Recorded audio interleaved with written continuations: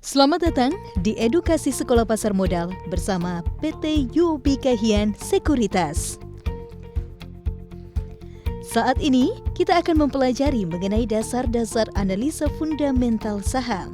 Pertama, bagaimana melakukan analisa fundamental. Kedua, bagaimana prosesnya. Dan ketiga, bagaimana menganalisa dengan menggunakan metode PE ratio dan price book value ratio.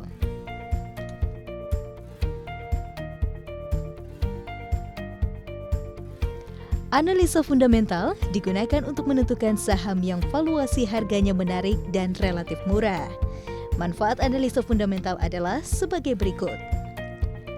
Pertama, memilih saham-saham yang memiliki kinerja solid dan sementara harganya terkoreksi cukup dalam karena sentimen pasar yang negatif.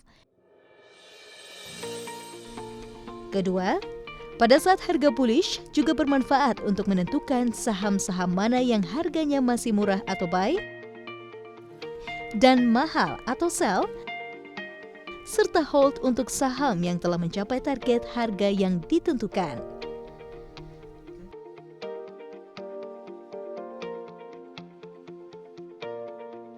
Definisi analisa fundamental adalah suatu analisa yang mempelajari hal-hal yang berhubungan dengan kondisi keuangan suatu perusahaan dengan tujuan untuk mengetahui sifat-sifat dasar dan karakteristik operasional dari perusahaan publik. Proses kerja analisa fundamental melalui 5 tahap sebagai berikut. Tahap pertama, melakukan makroanalisis seperti asumsi gross domestic product, inflation rate, interest rate, dan foreign exchange.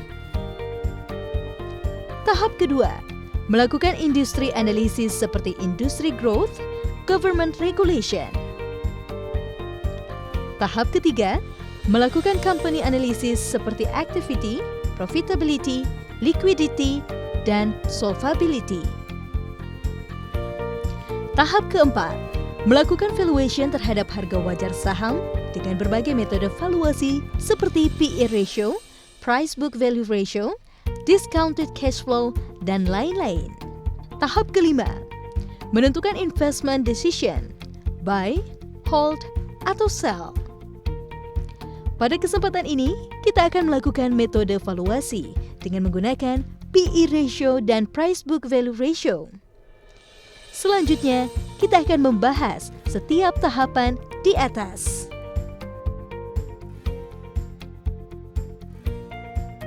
Pertama, analisa makroekonomi, terutama mengenai indikator ekonomi RI yang utama seperti: pertama, Gross Domestic Product atau GDP, disebut juga permintaan agregat nasional atau Domestic Market Demand.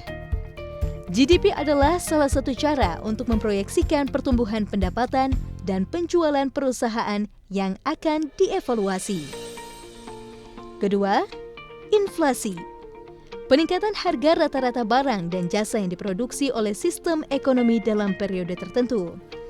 Inflasi digunakan untuk mengevaluasi pengaruh kenaikan harga bahan baku, tenaga kerja, dan harga BBM terhadap kenaikan biaya operasional perusahaan terhadap kinerja laba perusahaan.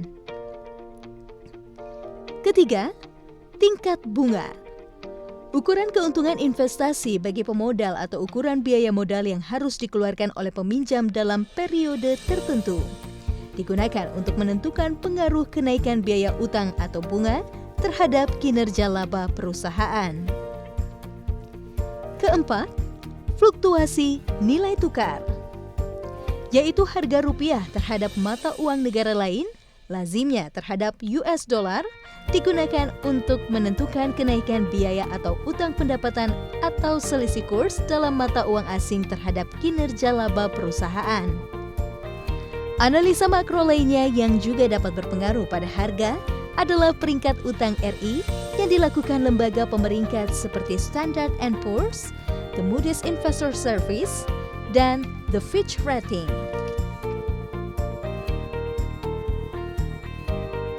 Analisa industri adalah analisa yang mempelajari keadaan kompetitif dari suatu sektor industri dalam hubungannya dengan yang lain serta mengidentifikasi perusahaan-perusahaan yang mempunyai potensi pada suatu sektor industri tertentu.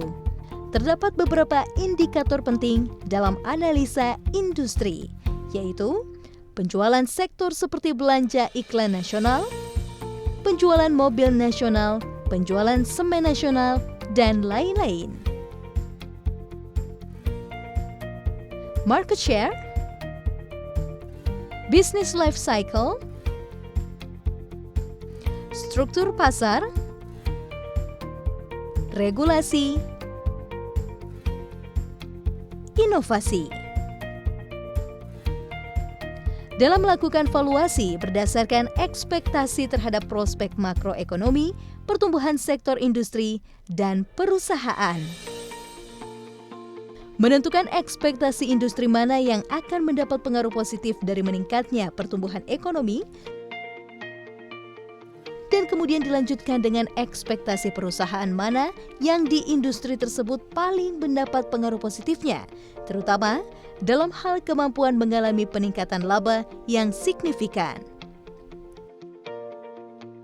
Selain itu, ekspektasi terhadap stabilitas sosial politik juga perlu menjadi bahan pertimbangan karena ada industri yang terpengaruh oleh perubahan kondisi politik domestik atau masalah lingkungan.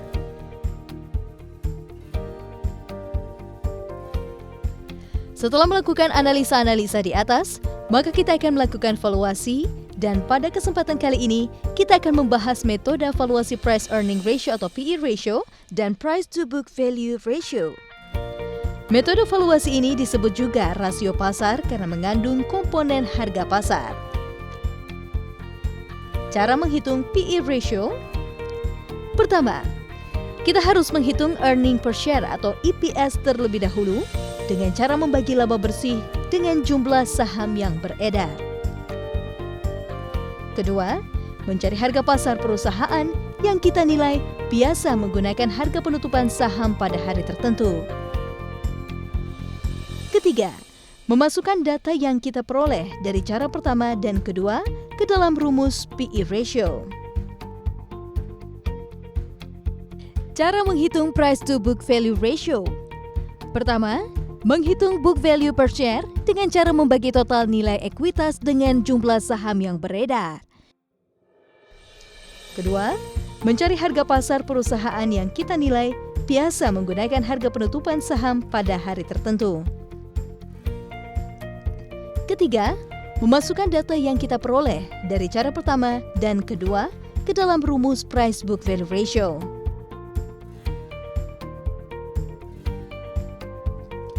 Data tentang laba bersih, ekuitas, dan jumlah saham yang beredar perusahaan dapat kita lihat informasinya dalam laporan keuangan yang dirilis setiap 3 bulan sekali dan dipublikasikan melalui media dan website Bursa Efek Indonesia.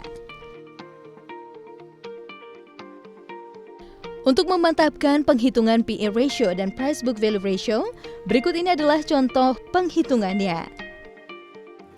Pada penghitungan PE ratio yang perlu diperhatikan adalah: pertama, laba bersih yang digunakan adalah laba bersih yang disetahunkan. Kedua, harga pasar adalah harga penutupan di pasar reguler.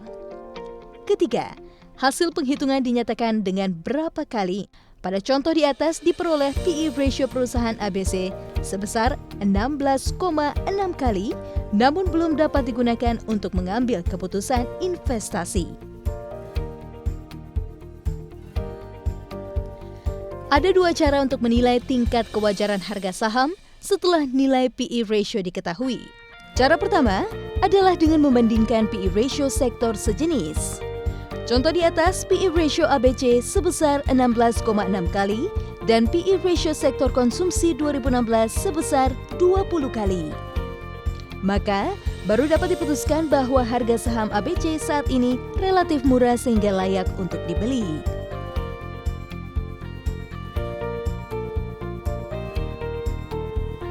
Cara kedua, dengan mencari nilai rata-rata PE ratio emiten dalam 5 tahun terakhir. Contoh di atas, diperoleh PE ratio rata-rata perusahaan ABC selama 5 tahun terakhir sebesar 19,5 kali. Maka diputuskan bahwa harga saham ABC saat ini relatif murah sehingga layak untuk dibeli. Kesimpulannya, semakin besar PE ratio saham maka semakin mahal harga pasar saham tersebut. Dalam perhitungan book value per share, perlu diperhatikan, pertama, book value per share diperoleh dengan membagi ekuitas dengan jumlah saham. Kedua, book value tidak perlu disetahunkan.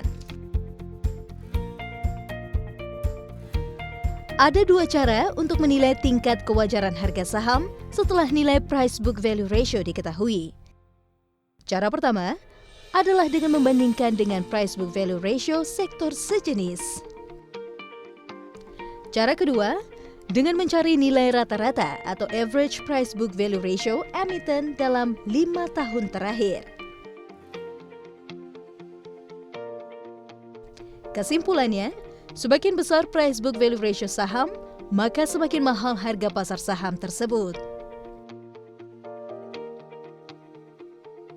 Berikut ini contoh report fundamental dari Yobika Hien Sekuritas yang dapat diakses melalui aplikasi YouTrade atau website Yobika Hien.